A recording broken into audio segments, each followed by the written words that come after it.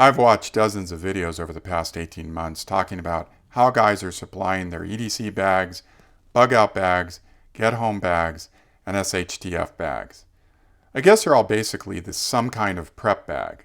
Now most of these prep bags have the same types of items in them: weapons, cordage, knives, first aid, and that's fine, but I'm not going to bother talking about those items that everybody else is talking about. This video is to talk about one item that nobody seems to be talking about, but needs to be in all of our prep bags. I'm honestly shocked that this item is never mentioned in the videos I've watched. Now, to be clear, I'm not dinging what a guy chooses to put in his prep bag. This video isn't about trying to tell you what other things you should include in your prep bag or not. That's up to you. I'm here to tell you about one item that you absolutely need to have. At this point, I should tell you that several years ago I was trained as an EMT and registered with the National Registry of Emergency Medical Technicians.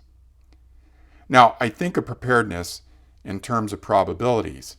In other words, I think to myself, what are the chances of needing a certain item before I put it into one of my prep bags? I want to talk to you specifically about the first aid part of your prep bags. I'm always interested to see how everyone seems to want to carry a tourniquet or a trauma compression bandage or both, when the fact is that the chances of any one of us bleeding out during our daily lives, bug out, or get home event is probably pretty small. I'm not saying don't carry that stuff. When you need it, you really need it. In fact, I carry it. But the fact is, the biggest threat to our health, particularly during a stressful situation or event, is heart attack. According to the CDC, heart attack is a leading cause of death in the United States. 1 in every 4 deaths are attributable to heart disease every year. The fact is that any one of us has a much higher chance of having a heart attack than bleeding out due to a major medical trauma during our daily routine or during part of a bug out or get home situation. Remember, I told you I'm a probability guy when it comes to equipping my prep bags.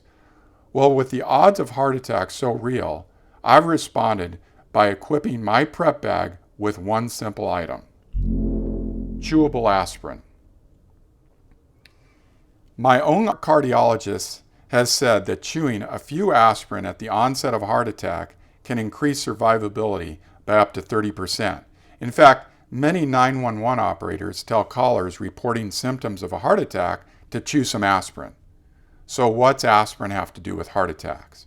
Well, aspirin is a blood thinner. A heart attack occurs when there's blockage to one of the arteries leading to the heart. When the heart doesn't get enough blood, it doesn't get enough oxygen, and it begins to die. Thinning the blood with aspirin allows more blood to get past the blockage. Think of it like pumping a hose full of jelly. If you partially block that hose, wouldn't it be easier to pump something thinner like water past that blockage instead of jelly? It's pretty much that simple. Now, most medical professionals recommend chewing 325 milligrams at the first signs of a heart attack. Now, let's keep in mind what those signs are: uncomfortable pressure or fullness or squeezing pain in the chest, discomfort or pain spreading beyond the chest into the back or arms, particularly the left side of your body, shortness of breath, lightheadedness, etc. Now, I carry 4 81 milligram chewable aspirin with me at all times. It's the same as chewing one 325 milligram pill. The reason you chew them instead of swallow them is that it gets into your blood faster. Either way, make sure they're not a capsule or coated pill, just a plain old aspirin. Here's the best part: there's very little downside to taking them. They're super easy to carry. In fact, I carry mine in a real small plastic bag with a few other medications, some Tylenol and some Benadryl. When I travel, I carry them very accessible in a pill carrier. But either way, you can carry 4 with you almost anywhere. They're cheap. They can be found anywhere. You can find them in mini marts, obviously, in pharmacies, in drugstores, and supermarkets. So you can keep your tourniquets, Israeli bandages, and quick clot in your prep bags.